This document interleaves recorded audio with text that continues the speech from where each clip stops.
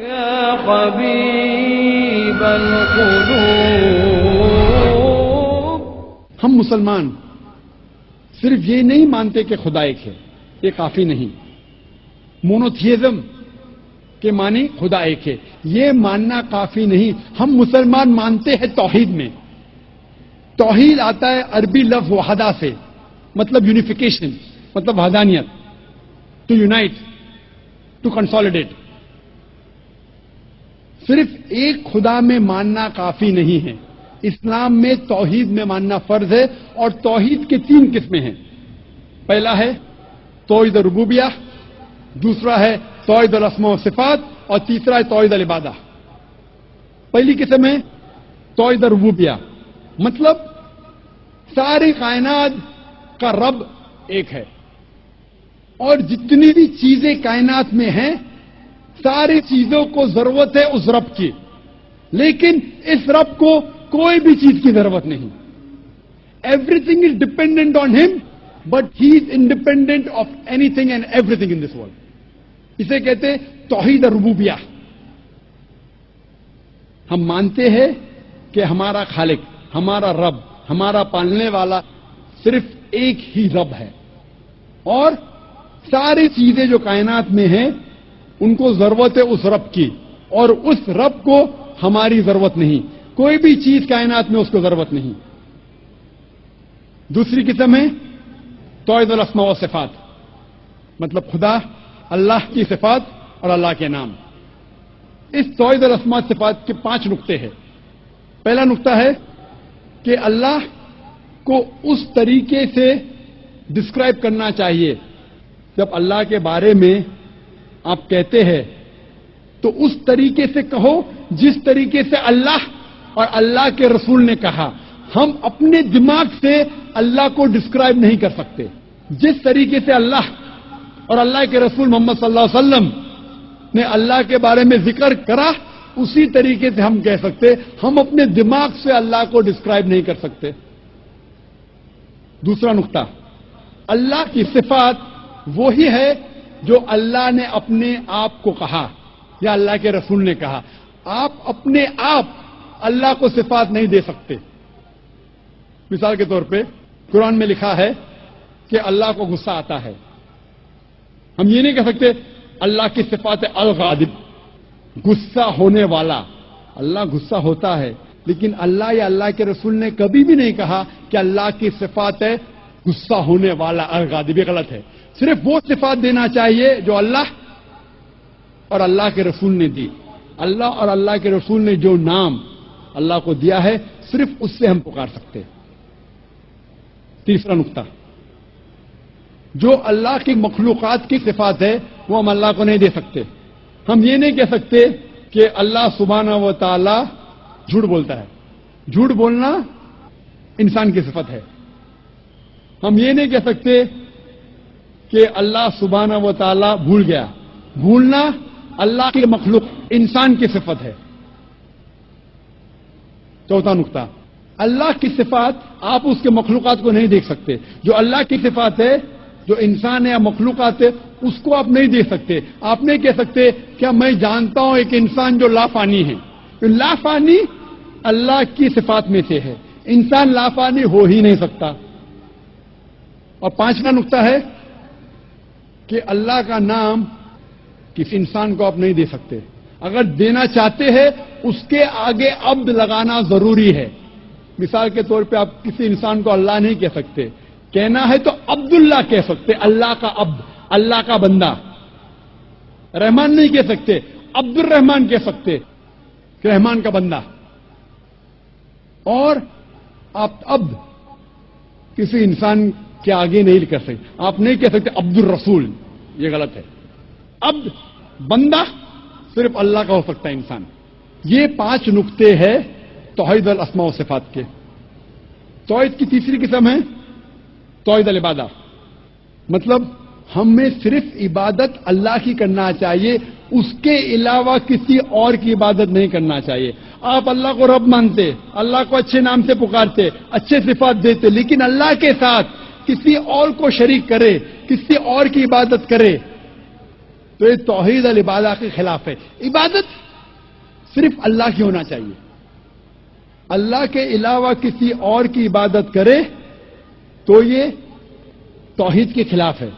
اسی لیے قرآن مجید میں لکھا ہے سورہ یونس میں سورہ نمبر 10 آیت نمبر 31 میں کہا جاتا ہے مشرکوں کے بارے میں، جب آپ مشرکوں سے پوچھیں گے کہ اس کائنات میں ساری چیزیں کس نے بنائی، آسمان اور زمین کے بیچ میں، اس کائنات میں سننے کی قوت کس کی ہے، کون وہ شخص ہے جو سب سے پاورفل ہے، اس کائنات میں کون ہے جو مردوں میں جان ڈالتا ہے اور زندوں کو موت دیتا ہے، اس کائنات میں سب سے پاورفل کون ہے، یہ مشرک کہیں گے اللہ. پھر آپ اللہ کے ساتھ دوسروں کو شریک کیوں کرتے؟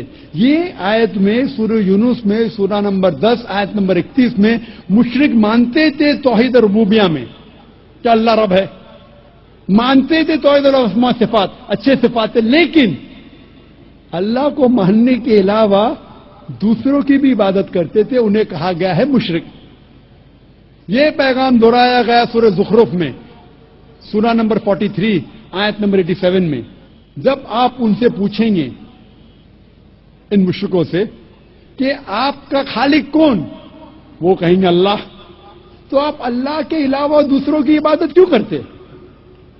یہ مشرک مانتے تھے کہ ہمارا خالق اللہ ہے، لیکن اللہ کے ساتھ دوسروں کی عبادت کرتے. اسی لیے اللہ تعالیٰ فرماتے ہیں سورہ یوسف میں سورہ نمبر 12 آیت نمبر 106 میں کہ اکثر لوگ اللہ کی عبادت نہیں کرتے دوسروں کو شریک کرنے کے بغیر، یعنی اکثر جو لوگ اللہ کی عبادت کرتے ہیں اللہ کے ساتھ دوسرے کی بھی عبادت کرتے ہیں.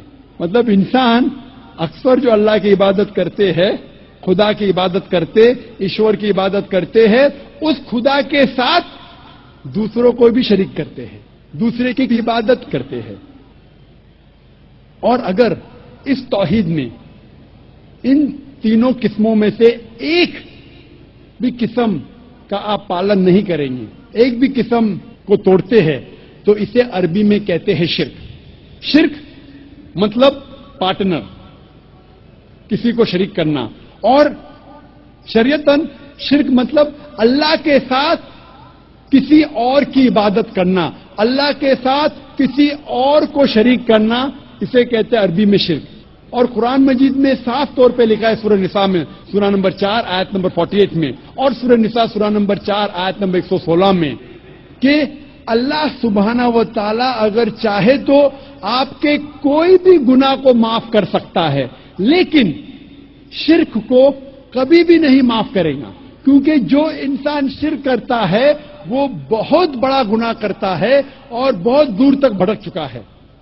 اسی لیے شرک قرآن مجید میں اور اسلام میں سب سے بڑا گناہ ہے جو اللہ سبحانہ و تعالیٰ کبھی بھی نہیں معاف کرے گا. اگر آپ نے شرک کیا اور مرنے کے پہلے توبہ نہیں کی، اگر آپ مشرکانہ حالت میں مرے تو آپ کے لیے جہنم 100%. شرک کے علاوہ دوسرا کوئی بھی گناہ کرے آپ، اگر اللہ چاہے تو معاف کر سکتا ہے. اگر آپ نے شرک کیے تو آپ ضرور توبہ کیجئے، شرک کرنا بند کیجئے، انشاءاللہ آپ جنت میں جا سکتے ہیں. لیکن اگر شرک کی حالت میں مرے تو اللہ سبحانہ و تعالی خدا ایشور آپ کو کبھی بھی نہیں معاف فرمائیں گے. اسی لیے قرآن مجید میں لکھا ہے، جو میں نے اس تقریر کے شروع میں تلاوت کی اس آیت کی جسے میں ماسٹر کی کہتا ہوں، سارے تالوں کو کھولنے والی چابی، سورہ عمران سورہ نمبر 3 آیت نمبر 64 میں لکھا ہے، تعالوا الی کلمۃ سواء بیننا و بینکم، آؤ اس بات کی طرف جو آپ اور ہم میں یکساں ہے. تعالوا الی کلمۃ سواء بیننا و بینکم، آؤ اس بات کی طرف جو آپ اور ہم میں یکساں ہے. سب سے پہلی بات اللہ نعبد الا اللہ، کہ ہم صرف اللہ کی عبادت کریں. میں نے یہ نہیں کہا کہ صرف اللہ میں مانو، صرف اللہ میں ماننا کافی نہیں ہے، اللہ نعبد الا اللہ، کہ ہم صرف اللہ کی عبادت کریں. اللہ کو ماننا کافی نہیں، اللہ کی عبادت صرف کرنا چاہیے، وہ ضروری ہے. وَلَا نُشْرِكَ بِهِ شَيْئًا، ہم اللہ کے ساتھ کسی اور کو شریک نہ کریں. وَلَا يَتَّخِذَ بَعْضُنَا بَعْضًا أَرْبَابًا مِّن دُونِ اللَّهِ، کہ ہم آپس میں اللہ کے علاوہ کسی اور کو معبود نہ بنائیں. یہ ضروری ہے. وَلَا نُشْرِكَ بِهِ شَيْئًا وَلَا يَتَّخِذَ بَعْضُنَا بَعْضًا أَرْبَابًا مِّن دُونِ اللَّهِ فَإِن تَوَلَّوْا فَقُولُوا اشْهَدُوا بِأَنَّا مُسْلِمُونَ. اور اگر اس کے بعد وہ لوگ نہیں مانتے تو ہم گواہی دیتے ہیں کہ ہم مسلمان ہیں، ہم اللہ کی عبادت کرتے ہیں اور اللہ کا کہنا مانتے ہیں. یہی پیغام عیسیٰ علیہ السلام نے دیا. قرآن مجید میں لکھا ہے سورہ مائدہ میں سورہ نمبر 5 آیت نمبر 72 میں، لَقَدْ كَفَرَ الَّذِينَ قَالُوا إِنَّ اللَّهَ هُوَ الْمَسِيحُ ابْنُ مَرْيَمَ. وہ لوگ کفر کر رہے ہیں جو لوگ کہتے ہیں کیا عیسیٰ علیہ السلام ابن مریم اللہ ہے. وہ لوگ کفر کر رہے ہیں. وقال المسیح، لیکن عیسیٰ علیہ السلام نے کہا یا بنی اسرائیل، اے بنی اسرائیل، اعبدوا اللہ، اللہ کی عبادت کرو، ربی و ربکم، جو میرا رب اور آپ کا رب ہے. انما یشرک باللہ، اگر اللہ کے ساتھ کسی نے دوسرے کو شریک کرا، فقد حرم اللہ علیہ الجنہ، جنت آپ کے لیے حرام ہو جائیں گی. وما وہ النار وما للظالمین من انصار، اور آپ کے لیے جہنم کی آگ ہے اور ظالم کے لیے آخرت میں کوئی مددگار نہیں. عیسیٰ علیہ السلام فرماتے انما یشرک باللہ، اگر اللہ کے ساتھ کوئی کسی کو شریک کرتا ہے، فقد حرم اللہ علیہ الجنہ، جنت اس کے لیے حرام ہے. وما وہ النار وما للظالمین من انصار، اور اس کے لیے دوزخ کی آگ ہے اور ظالموں کے لیے آخرت میں کوئی مددگار نہیں ہے. قرآن مجید میں اللہ تعالیٰ فرماتے ہیں سورہ انعام میں سورہ نمبر 6 آیت نمبر 108 میں کہ جو انسان غلط خدا کی عبادت کرتے ہیں آپ ان خداؤں کو گالی مت دو، ورنہ یہ لوگ جہالت میں اللہ کو گالی دیں گے. لکھا ہے قرآن مجید میں سورہ لقمان میں سورہ نمبر 31 آیت نمبر 27 میں، اگر آپ اس دنیا کے سارے جھاڑ کو قلم میں تبدیل کریں گے اور سارے سمندر 7 سمندر ملا کے اگر سیاہی میں تبدیل کریں گے، پھر بھی آپ ان سے اللہ سبحانہ و تعالیٰ کے شبد نہیں لکھ سکیں گے. اس تقریر کو میں ختم کرنا چاہتا ہوں اللہ سبحانہ و تعالیٰ کی آیت سے، سورہ حج سے، سورہ نمبر 22 آیت نمبر 73 میں، جہاں اللہ تعالیٰ فرماتے ہیں کہ اے لوگو اس بات کو سنو، جو کوئی آپ کے مددگار ہے اللہ کے علاوہ، اگر یہ سارے اکٹھا ہو گئے ایک مکھی کو بنانے کے لیے، پھر بھی یہ لوگ مکھی کو نہیں بنا سکیں گے. اور اگر مکھی کوئی کھانا ان سے چھینیں گی تو یہ لوگ اس کھانے کو بھی واپس نہیں لا سکیں گے. کمزور ہے وہ لوگ جو غلط خدا کی عبادت کرتے ہیں، اور کمزور لوگ ہیں وہ جس کی عبادت کرتے ہیں. وآخر دعوانا الحمدللہ رب العالمین.